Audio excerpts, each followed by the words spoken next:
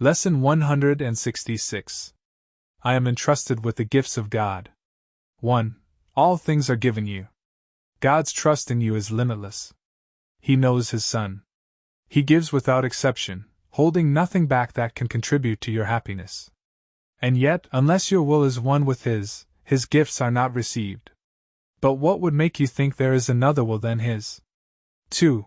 Here is the paradox that underlies the making of the world.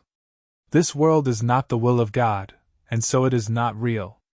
Yet those who think it real must still believe there is another will, and one that leads to opposite effects from those He wills. Impossible indeed, but every mind that looks upon the world and judges it as certain, solid, trustworthy and true believes in two creators, or in one, Himself alone. But never in one God. 3. The gifts of God are not acceptable to anyone who holds such strange beliefs.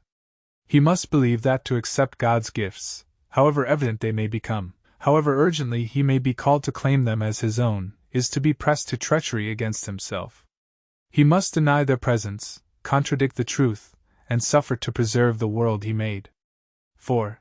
Here is the only home he thinks he knows.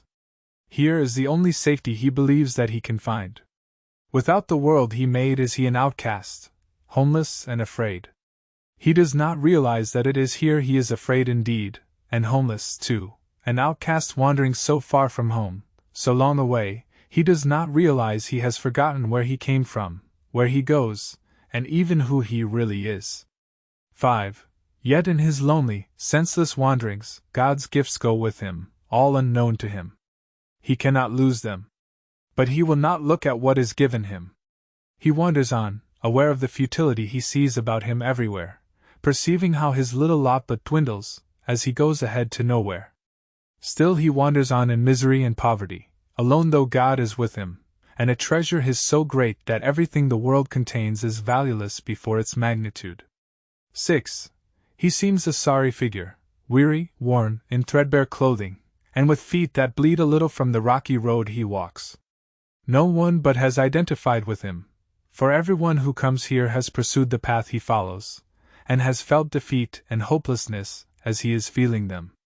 Yet is he really tragic, when you see that he is following the way he chose, and need but realize who walks with him and open up his treasures to be free?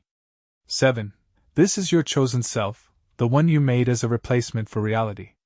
This is the self you savagely defend against all reason, every evidence, and all the witnesses with proof to show this is not you. You heed them not. You go on your appointed way, with eyes cast down lest you might catch a glimpse of truth, and be released from self-deception and set free. 8. You cower fearfully lest you should feel Christ's touch upon your shoulder, and perceive His gentle hand directing you to look upon your gifts. How could you then proclaim your poverty and exile? He would make you laugh at this perception of yourself. Where is self-pity then? And what becomes of all the tragedy you sought to make for him whom God intended only joy? 9. Your ancient fear has come upon you now, and justice has caught up with you at last. Christ's hand has touched your shoulder, and you feel that you are not alone. You even think the miserable self you thought was you may not be your identity. Perhaps God's word is truer than your own. Perhaps His gifts to you are real. Perhaps He has not wholly been outwitted by your plan to keep His Son in deep oblivion, and go the way you chose without yourself. 10. God's will does not oppose. It merely is. It is not God you have imprisoned in your plan to lose yourself.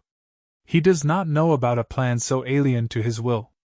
There was a need He did not understand, to which He gave an answer. That is all. And you who have this answer given you have need no more of anything but this. 11. Now do we live, for now we cannot die. The wish for death is answered,